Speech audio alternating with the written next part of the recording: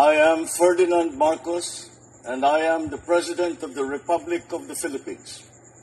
I stand today on behalf of 110 million Filipinos. Hello people and hello universe, it's me again. Shout out sa inyo mga beswa. Hello sa mga Marcos loyalists and supporters. Ayan, sa mga Pilipino sa buong daigdig. Ayan. Nako guys mayroong nagtatanong sa akin kung bakit daw medyo parang pinag-agawan ito si Alice Go at bakit nagreklamo si Madam Senator Ontiveros.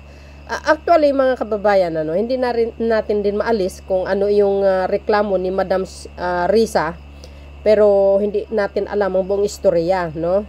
So dahil dito mga kababayan, sabi ni Madam Ontiveros na supposed to be daw sa Senado kasi sila daw ang unang nagkaroon ng naglabas ng warrant of arrest. I think arrest order ang galing yata sa Senado. Correct me if I'm wrong. Pero panoorin nyo yung sinabi ni spokesperson PNP Fajardo, mga kababayan. So hindi natin din maalis na may karapatan din sila. Pero dahil ito kasi si Alice Go may kaso dito sa Tarlac, mga kababayan, dito sa Bamban. Ang utos ng korte na doon i-detainee sa Camp Crame, no? Kasi order po ng korte yan. No, I think alam na ni Senator yan, no? So parang parang okay na ngayon. So dahil dito mga kababayan, panoorin nyo itong sinabi ni Senator Ontiveros at magkomento na lang kayo guys kung ano ang kapalagayan nyo dito. At sinagot din po yan ni Secretary Abalos ng DILG. Sabi niya nga, sumusunod lang sila sa sinabi ng korte at hindi lang yan. Panoorin nyo guys, no? Itong video na ito buo para malaman nyo ang totoong kadahilanan. Okay? Panoorin nyo yung sinabi din ni PNP Chief PNP spokesperson pala Fajardo, mga kababayan. But before that, don't forget to like, hit the button bell para laging update sa aking mga upload video. Bye and babush. God bless Philippines. Eto na. Dapat sa Senado muna siya ma-detain para makaharap sa hearing sa Lunes. Ginagalang ko ang karapatan ng judiciary na maglabas ng warrant. Pero ang Senado ang may pinakaunang arrest warrant laban sa kanya. Ang Senado ang nag-trigger ng manhunt. Senate warrant ang bitbit ng ating law enforcers sa Jakarta. Malinaw din sa Korte Suprema, in the case of Binay versus Sandigan Bayan, that criminal cases against municipal mayors fall within the exclusive jurisdiction of the Sandigan Bayan. Bakit po kaya Tarlac Court ang nag-issue? At bakit siya dinala sa Tarlac? Hiniling ko na kay General Angkan ng OSAA na sumunod doon para ma-monitor ang mga pangyayari doon. Kaya pagkatapos siyang i-process ng NBI o PNP, kailangan ma-turn over na siya sa OSAA. That was clear from the very start. And that was the commitment of NBI Director Santiago. Ngayon, kung si Guo Huaping ay di magpiyansa, ibig sabihin, mas gusto pa niya makulong sa PNP kaysa sa Senate. We need to ask why. Why does she want to be in a jail more than in the Senate detention facility? Ipag-usap na lang sa korte, yan ang hirit ng DILG sa Senado na patuloy na iginigiit na sa kanila dapat ibigay ang kustudiya kay dating Bamban Tarlac Mayor Alice Go matapos yan ang desisyon ng korte sa Tarlac na ikulong si Go sa Camp Crame. Nasa frontline ng balitang yan, si JC Cosico. Maski ngayon, ilipat po namin sa Senado Huwag lang makasuhan ng pulis, no? If they guarantee us that, walang problema. Maski ngayon, ililipat po namin ito. Yan ang sinabi ni Interior Secretary Benhur Abalos kaugnay ng tila agawan sa kustodiya ngayon kay dating Bamban Tarlac Mayor Alice Go.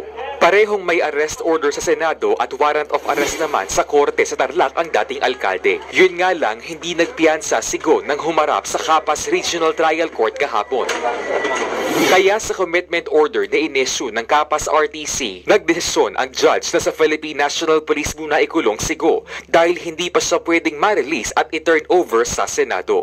Una nang iginiit ng mga senador na dapat sa kanila muna dinala si Go para paharapin siya sa mga pagdinig tungkol sa illegal na pogo. Pero giit ng DILG, nakadepende lang sila sa utos ng korte. Ang korte, ang judge, siya magsasabi kung saan, kung ikaw dito o dito, kaya ang maganda siguro ang Senado at ang korte ay mag-usap na lang. Sa ngayon, sa loob ng Camp Crame nakakulong si Go, pero pinayagan naman siya ng korte na humarap pa rin sa Senate hearing sa Lunes. Tiniyak naman ni Abalos ang kaligtasan ng dating alkalde. Lalo't personal itong humingi sa kanya ng saklolo dahil sinatanggap umano nitong death threats. Alice, kung sino man itong mga taong ito na papatay sa iyo, bibigyan, we will assure you. Yung security mo, we will give it to you. Sabihin mo lang sa Senado, sabihin mo lang sa korte lahat ng nalalaman mo. Ayon naman sa Department of Justice, hindi pa pwedeng maging state witness sa investigasyon sa illegal na pogo si Go dahil sa ngayon, siya pa rin ang lumalabas na most guilty sa kaso. Kung matumbok natin at may makilala pa tayo mas malaking tao dito na nagpapalikod sa mga illegal activities ng pogo, then she may become a state witness because she will no longer be the most guilty. Ang kapatid naman niya na si Wesley Go nakasama at nakatakas ng maaresto sina Sheila, Cassie at Alice sa Indonesia, nagpapaikot-ikot daw ngayon sa ibang bansa ayon sa DILG. Gusto na rin daw nitong sumuko. Inaayos na rin po namin po yan, ng DILG, PNP, and the other camp. Kung mangyayari po ito, kumpleto na. Sabi ng DOJ, pwedeng mapadeport si Wesley pabalik ng Pilipinas. Yung illegal exit is really the fastest way to get him back here. The investigations are still ongoing, and just like Alice Guo, cases are underway. Bukod sa mga Go, tuloy rin ang investigasyon ng DOJ sa mga kasabwat nila para makatakas sa Pilipinas.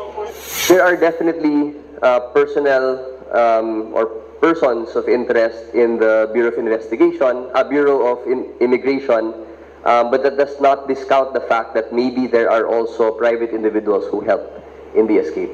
Possible, ginawa po natin itong presentation para maging transparent po at maipakita na ipiniresenta po natin. Ang naging papel lamang po ng PNP, particularly ng CIDG, ay dalhin po siya at ipresent po sa korte para patunayan na siya po ay naaresto at under custody. So, pinakita na rin din po natin yung laman po ng commitment order so as not to raise any doubt na decision lamang po ito ng PNP. Ngayon po ay nasa jurisdiction na po ng korte si Alice Guo at sabi ko nga po, anuman po ang gagawin po ng PNP ngayon will have to be, we have to secure permission from the court po.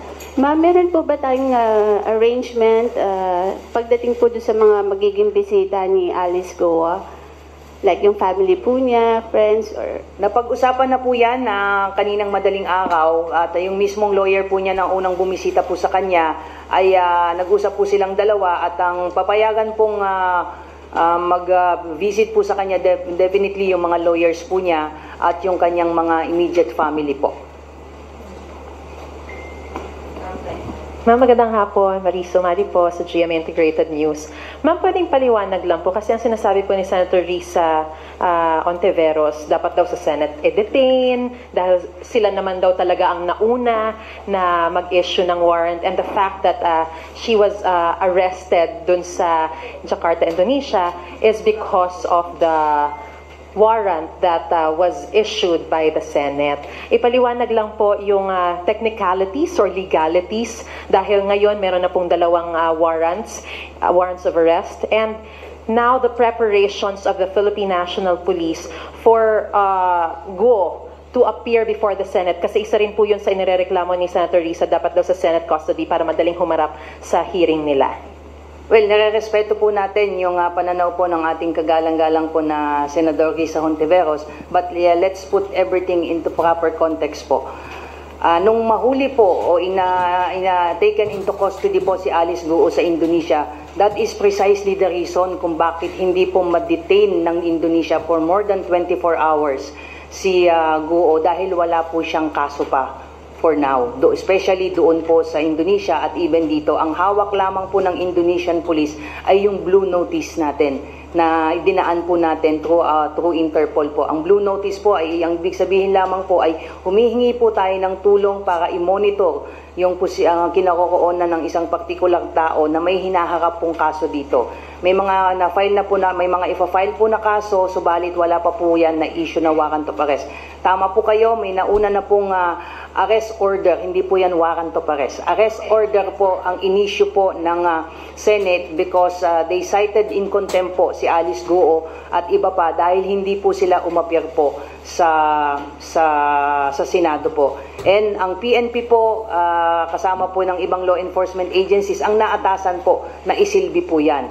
And for all intents and purposes po, yan po sana ang initial plano po ng PNP kahapon na kapag na-transfer o na-turn over po sa atin ang custody ni Alice Guo ay isa-serve po sana ng Senate Sergeant at Arms yung pong arrest order. That is precisely the reason kung bakit nandoon po yung pinakamataas na pinuno po ng Sergeant at Arms kagabi sa Senate. However, nagkaroon po ng development nung bandang hapon po kahapon ay lumabas po yung warrant of arrest na inisyo nga po ng RTC 109. And again, with due respect sa ating Senadora, yung warrant of arrest issued by our judicial court takes precedence over the arrest warrant or arrest order issued by the Senate. So, since na-iserve po sa kanya yung warrant of arrest, the PNP, as a matter of procedure, is obligated to return the warrant of arrest before the court. And in fact, kanina nga po, supposedly, ang pupunta lamang po sa RTC Kapas po ay yung mga pulis lamang po nating umaresto para i-return po yung warrant. However, bago pa po sila makaalis dito sa krame ay tumawag po mismo ang clerk of court po ng 109 directing the CIDG to bring personally po si Alice Guo before the judge po. So dinala po yan doon at the court took cognizance ng pagkaka-aresto po ng CIDG kay Alice Guo. Again, sabi ko nga, nagkaroon po ng motion, nag-file po ng motion yung abogado po at ginrant naman po yan ng korte. Ngayon, sabi ko nga, pwede naman pong mag-appear si Alice Guo po sa Senate, but because there is an existing warrant of arrest, we have to give due respect doon po sa court processes issued by the RTC Branch 109 po. And the preparations, ma'am, for Alice Guo to appear before the Senate, especially this coming Monday, where there's going to be a hearing that's going to be held. Ito po yung predicament po ng PNP, if you can say that as predicament, because we cannot bring, the PNP cannot bring Alice Guo sa Monday po sa Senate without the proper court order. So the process should be the Senate Sergeant at Arms should request the court to direct the PNP to bring Alice Guo before the Senate so she could face the ongoing hearing po. That should be the procedure to be observed po. And that will also be the case every time there's going to be a hearing and she's invited? That is Laging correct, dapat may bagong court order? That is correct po, ma'am. Ma'am, sorry. Sorry, Leah. Nabanggit po ba kung bakit hindi siya nag-bail? Kasi may mga kasamang mga PNP authorities naman kanina. Nabanggit po ba kung bakit hindi siya nag-bail? And kasi may pumupo na rin at kung question or nagdududa rin po si Senator Risa, why would she want to be detained in a PNP facility more than in a Senate facility? Well, I am not in the position to answer that. Sabi ko nga po, kung ang sinabi lamang po, nakausap ko po yung team leader, sabi ko, she was there present during the proceeding. Ang reason lamang po at sinabi po after requesting for the continued detention po ni Alice Guo dito sa Kamkrame is, they are not posting bail yet for now. That is the exact word given which the court granted po. So hindi po natin alam kung ngayon lang po ba dahil hindi pa po sila halos nagkakausap ng mas malalim po ng kanyang mga kliyente dahil kaninang madaling araw binigyan lamang po natin sila ng a few minutes po para lang makausap sila at kanina nga po pinakita po natin yung dalawang lawyer, dumating po sila a few minutes, pasakay na po talaga ng convoy ng coaster si Alice Guo, but they requested na makausap muna. So I'm just assuming, this is just my personal take, there is also a possibility na kaya hindi muna sila makapag-post ng bail for now is because they have to study their legal remedies and strategies on how to deal with this new case filed before the RTC 109 po. Ma'am, yung security lang po ni Alice Go na nangangamba siya dahil sinabi niya rin doon sa mga interview kahapon or kagabi, kanina madaling araw na may banta po sa kanyang buhay.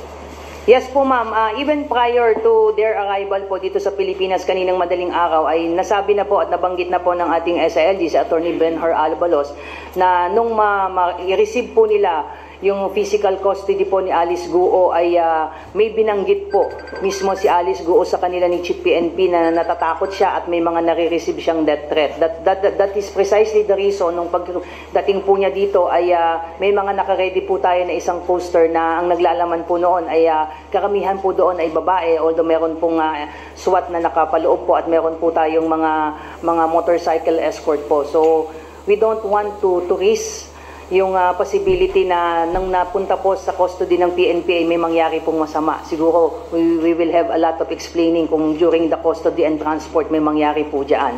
So prudence dictates na the PNP should deploy appropriate number of PNP personnel for purposes of transporting Alice Guo from the private hangar papunta po sa custodial facility, and that will be the similar setup na gagawin po natin. Hanggat nasa custody po natin si Alice Guo, magpo-provide po ng necessary security po ang PNP to ensure her safety also. Ma'am, dun sa commitment order, nabanggit po ba or nabanggit din po ba mismo ng RTC kung bakit sa PNP custodial facility at hindi sa ibang detention facility?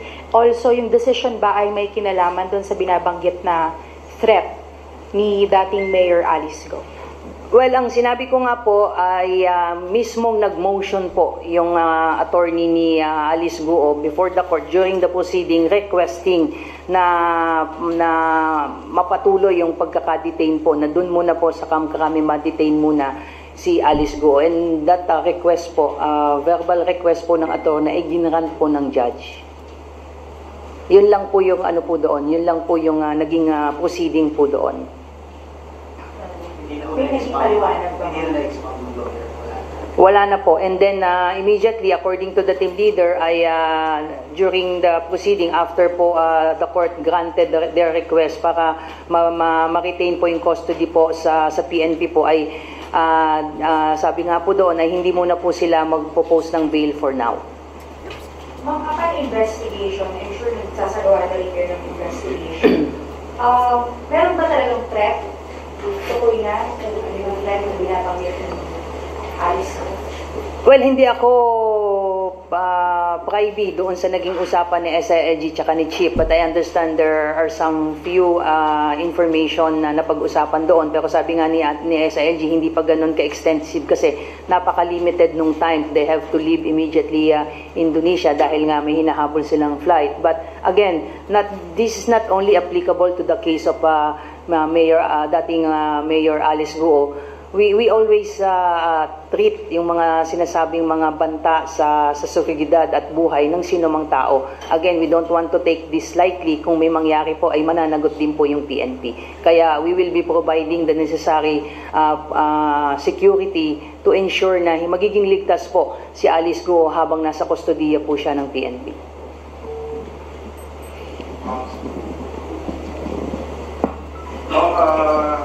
Doon naman sa commitment ni Alice Go. Anong commitment ni former mayor sa PNP para i-disclose or sabihin yung threat na ito, pati yung mga tao behind it?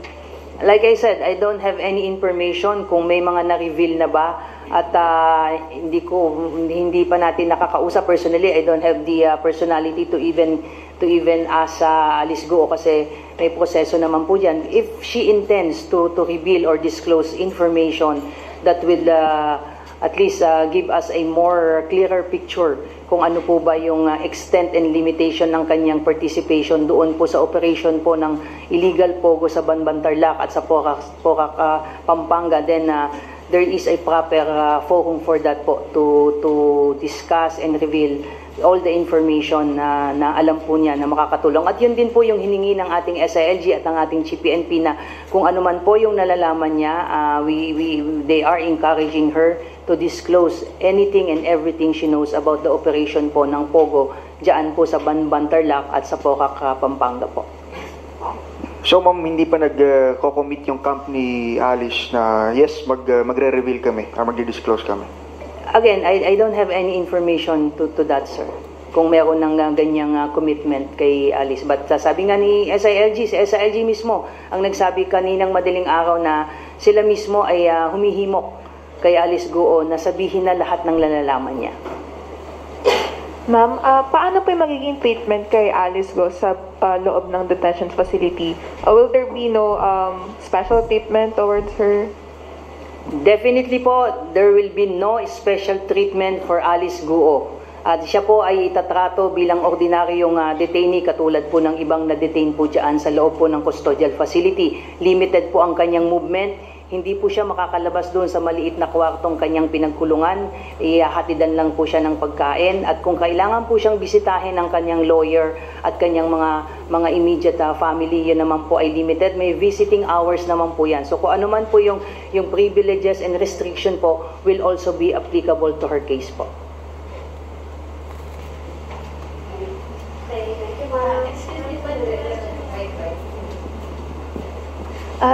Ma'am, is there any possibility po na i-treat si Alice Guo as witness dito sa kaso ng Pogo?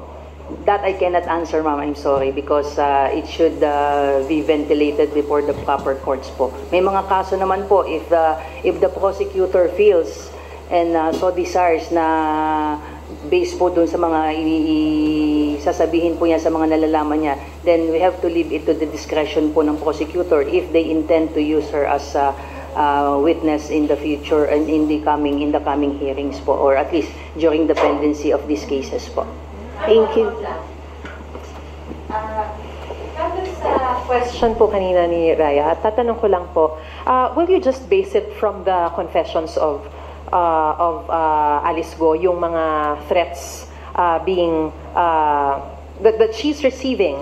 Are you just going to base it from her confession, or are you also already starting your own investigation when it comes to the real and present danger that she is experiencing, how persistent the threats are? Tama po, ma'am, yun. Katulad nga ng ibang kaso, this is not only limited po sa kaso po ni Alice Guo. Just like anyone who's claiming na meron po silang threat sa kanilang buhay, we cannot take these claims hook, line, and sinker. We have to investigate also. We have to also check kung saan nanggagaling itong threats na ito. At meron naman po tayong mga intelligence units that could somehow confirm kung meron nga po itong mga threats po ito. But we have to also remember and recall, dito po sa laki po ng lumalabas at mga information lumalabas sa possible involvement po ni Alice Guo, may mga lumalabas na mga pangalan, malalaking pangalan po, ay kailangan din po talaga natin ito pong i-consider. Again, for purposes of providing the necessary security, we have to at least treat this as an existing and current threat against her liberty and rights po, or even life po. Kumusta na po yung investigation nyo dun sa mga taong nagpuslit sa kanya palabas o tumulong makapuslit siya palabas? Kasi may mga nagsasabi raw po na mga rogue cops ang tumulong para makalabas ng bansa itong grupo ni Alice Guo. Nakikipagtulungan po, ma'am, ang PNP sa ibang law enforcement agencies para po matukoy kung paano po ba nakalabas ng bansa itong si Alice Guo at yung iba pa pong personalidad. Kasama na po dyan si Cassandra Ong at saka po si Sheila Guo po. So, At kung sinasabi po nila ay gumamit po sila ng mga bangka at may mga bago sila nakakating sa Malaysia at nagpalipat papunta ng Singapore pagkatapos pumunta po sa Indonesia. Ongoing po, ma'am, ang investigation. As to the question on the possible involvement po ng mga rogue cops or even active cops po, ay ito po ang ma-assure po namin sa inyo. There will be no sacred cow po. Kung meron po tayong ma-identify at mapapatunayan na meron pong police na involved dito, regardless whether they are rogue cops, active, retired, asahan niyo po ang PNP po will pursue them to the end. Ma'am, sorry, last from my end. Meron po bang batas ang PNP when it comes to taking selfies when doing your job? Alam niyo po ma'am, yung ang Pilipinas po ay talagang parang umiikot sa social media. Talagang napakahilig po nating mag-selfie at yaan naman po may mga pulisiya po, may mga reminders po palagi ang nilalabas ng PNP. With respect sa mga PNP, lalo na sila ay naka-duty, bawal pong maggamit ng telepono, even maglaro ng games and even mag-take ng selfie. Prudence and discipline should the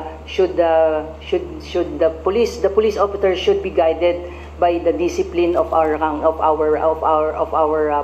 profession po, na hindi po dapat talaga gumagamit. At yung pagse-selfie po, isa lang naman po yung rule po diyan, yung pagiging proper at mag-observe po ng proper decorum. So kung meron man pong mga pulis na maaaktuhan po dyan, ay po pwede naman po silang makasuhan po kung ika nga doon sa mga decorum po nila that compromises the integrity and reputation po ng PNP. Meron naman pong umiiral po na internal disciplinary mechanism na po pwede pong i-apply ng PNP. So ngayon, doon sa mga taong nag-selfie, masasampahan sila ng yung paglabag sa proper decorum? Will they be reprimanded? Correct me if I'm wrong, ma'am. If you're referring to the case of Alice Guo, wala pong PNP po doon. Alright. Ma'am, sorry, susunod ko na rin. Regarding dun sa mga nagva-viral na photo. Just a statement. And then, having said that, ma'am, na yung mga dapat disciplined, how do you explain now yung photo ni PNP Chief Marbil and Secretary Abalos? Na-explain na po ni Chief PNP at saka ni SILG yan kaninang madaling araw during the conference at they are requesting that do not put too much issue doon po sa photo po na yon, na nung dumating po sila doon at na-receive nga po nila si Alice Guo, there were some little talks po at nagsasalita po si Alice Guo. There was someone na sinabing na i-document lang nila yon at yung dalawang si SIG at si SIP just look at the camera and just smile at hindi nila alam na nag-post ng hindi ko alam kung anong klaseng post yung kay ayokong gawin, baka ako naman picturean nyo. Kaya I mean, let us not put too much weight, but kung meron man pong na-offend, kung meron man pong hindi nagustuhan po yon, ay humihingi po tayo ng pasensya. I'm sure SILG and GPNP ay aware naman po sa mga naririnig po at there was no intention on their part to offend anyone.